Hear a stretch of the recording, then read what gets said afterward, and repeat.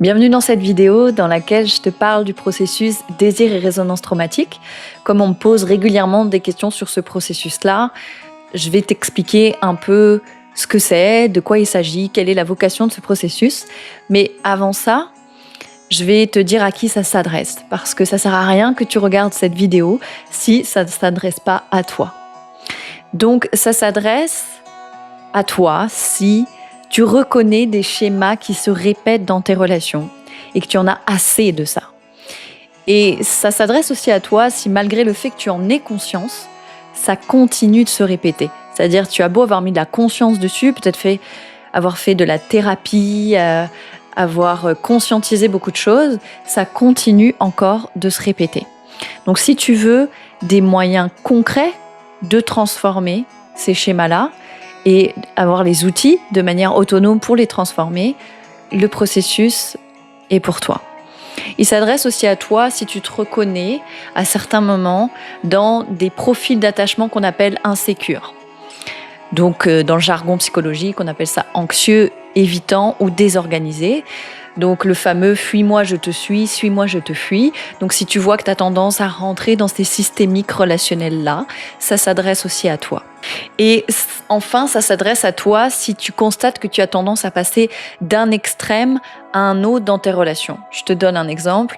Par exemple, tu vas avoir une relation avec un type d'homme très sécurisant, très bienveillant, un peu le prototype, par exemple, du gentil garçon, qui va t'apporter beaucoup de sécurité. Et puis, tu vas alterner ça avec des relations avec des hommes plus de type bad boy, très dominants, mais très insécurisants. Et tu peux avoir tendance à alterner les deux. Ou un autre exemple, ça va être que tu passes de moments d'une quête de relation, de sexualité sacrée, donc où tu vas chercher une sorte de pureté dans la sexualité, de sexualité transcendante, sacrée, et tu vas alterner ça avec des moments où tu tombes dans une forme de sexualité plutôt hard, plutôt sale, entre guillemets. Donc toutes ces oscillations-là, d'un extrême à un autre, alors c'est plus ou moins fort selon les personnes, si tu te reconnais là-dedans, pour moi, c'est symptomatique de ce que j'appelle les résonances traumatiques, donc tu es au bon endroit. Donc pourquoi j'ai intitulé ce processus désir et résonance traumatique? C'est vraiment des termes que j'ai inventés, parce que je trouve qu'ils reflètent bien, en fait, ce que j'exprime par là. Donc rapidement, parce que si tu veux aller plus loin dans ce que c'est le désir et les résonances traumatiques et mieux comprendre ça, je propose prochainement, et il y en aura probablement régulièrement, un atelier découverte de désir et résonance traumatique. Donc qu'est-ce que c'est? Mais en gros, simplement, ce qu'on entend par là, ça veut dire que tu vas attirer ou être attiré par des relations ou des personnes qui entrent en résonance donc avec tes traumas inconscients. Et donc, ça va t'amener dans des situations qui se répètent, donc des schémas de répétition qui vont en fait te faire rejouer des scénarios de ton enfance ou d'autres choses qui ne sont pas réglées d'une certaine manière. Et ça se répète d'ailleurs parce que ça n'est pas réglé, ou plutôt il y a quelque chose qui n'a pas été intégré. Moi, je préfère parler d'intégration plutôt que de guérison. C'est-à-dire qu'il y a des parties de toi, des endroits de toi qui sont encore inconscients, qui sont encore pas complètement intégrés, pas complètement conscientisés, pas complètement digérés, peu importe comment tu le dis. Donc, la personne avec qui tu vas entrer en résonance va justement réveiller ou révéler ces parties de toi. Et c'est en ça que ça peut être très puissant, les relations à résonance traumatique, parce qu'elles représentent le potentiel de réintégrer des parties de nous. Donc concrètement, le processus désir et résonance traumatique, c'est quoi? Qu'est-ce que tu vas avoir ou qu'est-ce que tu vas pouvoir expérimenter ou obtenir d'une certaine manière à l'issue du processus? La première chose, c'est que dans le processus, je transmets à mes clients et à mes clientes ce que j'appelle le référentiel DRT, donc désir et résonance traumatique, qui est en fait un référentiel, donc des outils concrets, simples, mais très puissants et souvent challengeants à appliquer, pour transformer justement ces fameuses résonances traumatiques, ces fameux schémas de répétition à partir de ce référentiel. Quand je dis référentiel, ça ne veut pas dire que je dis aux gens quoi faire. Ça veut dire qu'à partir de ce référentiel, en prenant acte de comment il fonctionne, et ça je t'en reparle juste après, ils vont pouvoir savoir ce qui est juste à poser pour justement transformer progressivement leur schéma de répétition. Ça va permettre justement une forme d'autonomie. Ça ne veut pas dire qu'il n'y aura jamais besoin de soutien. Moi, par exemple, ce référentiel, évidemment, je l'applique à moi-même.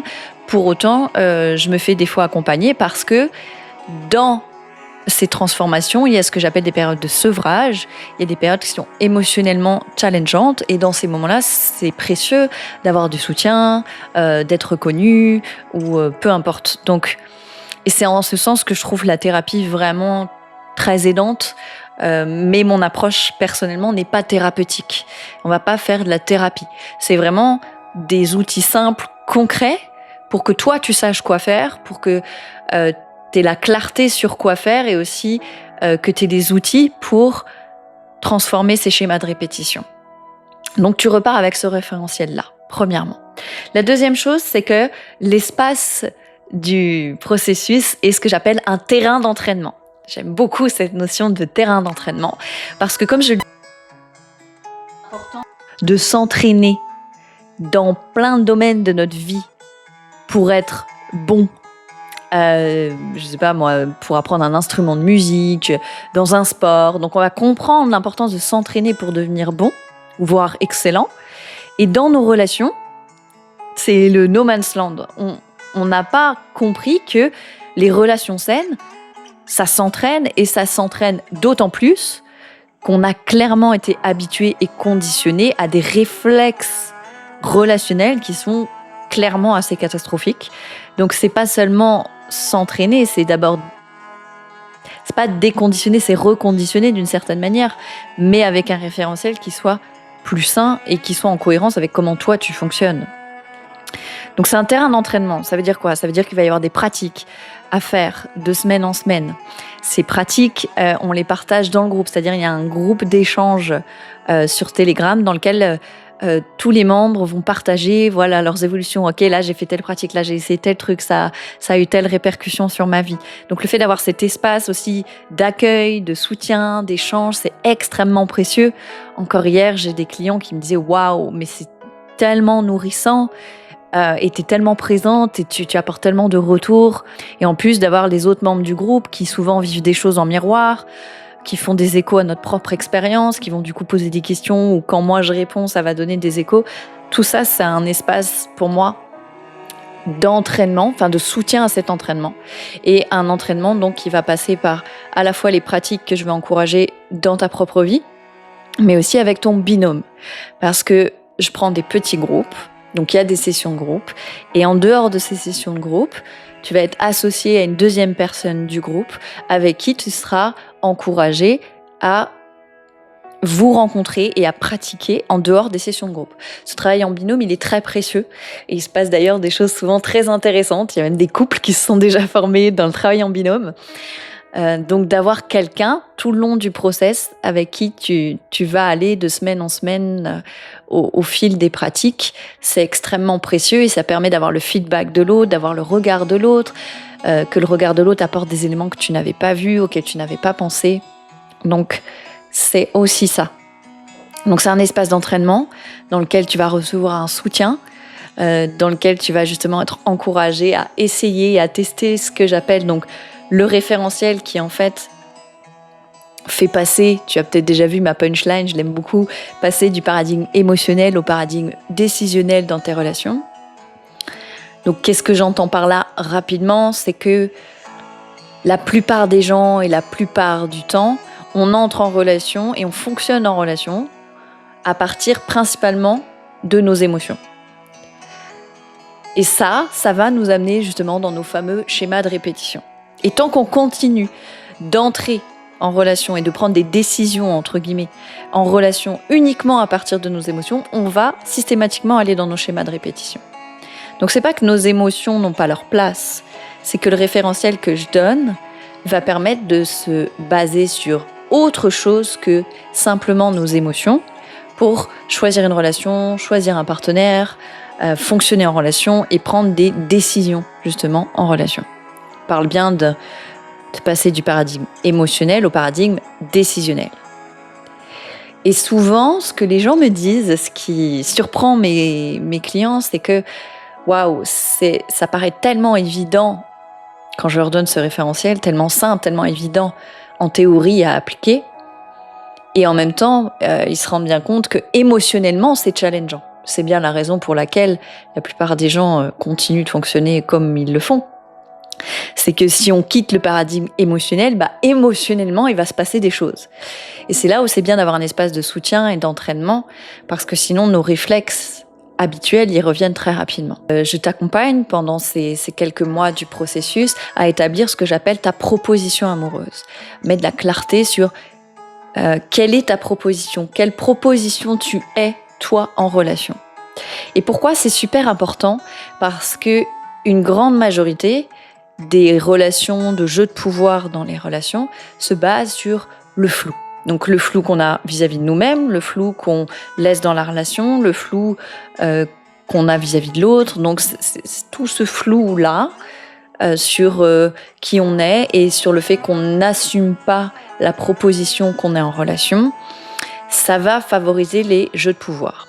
La deuxième chose, c'est que d'assumer la proposition que nous sommes va permettre de faire un tri avec les personnes avec lesquelles nous sommes compatibles et les personnes avec qui nous ne le sommes pas ou moins.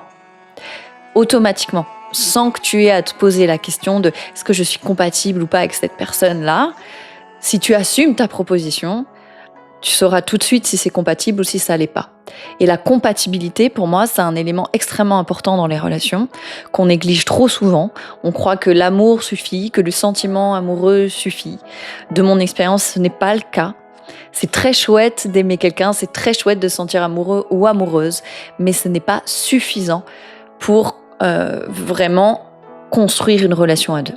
Et enfin, la dernière chose que tu auras à l'issue de ce processus, c'est tout ce référentiel, c'est aussi des outils concrets pour réhabiliter ta sécurité en relation. Je disais, ça s'adresse aux personnes qui ont parfois une tendance à des comportements insécures en relation. Ça ne veut pas dire tout le temps, mais si tu te reconnais là-dedans, ça va te permettre de réhabiliter une sécurité intérieure, mais aussi d'avoir les outils pour co-créer une sécurité à deux avec un ou une potentielle partenaire, que tu sois déjà en couple ou que tu sois célibataire. Tu auras les outils pour co-créer cette sécurité en relation. Parce que je dis toujours, la sécurité intérieure, c'est notre responsabilité. La sécurité en relation, c'est une co-responsabilité. Les deux partenaires sont responsables de la sécurité affective et de la sécurité relationnelle. C'est pas juste à nous de processer notre sécurité intérieure et puis peu importe ce que l'autre fait, peu importe ce qui se passe dans la relation. Non.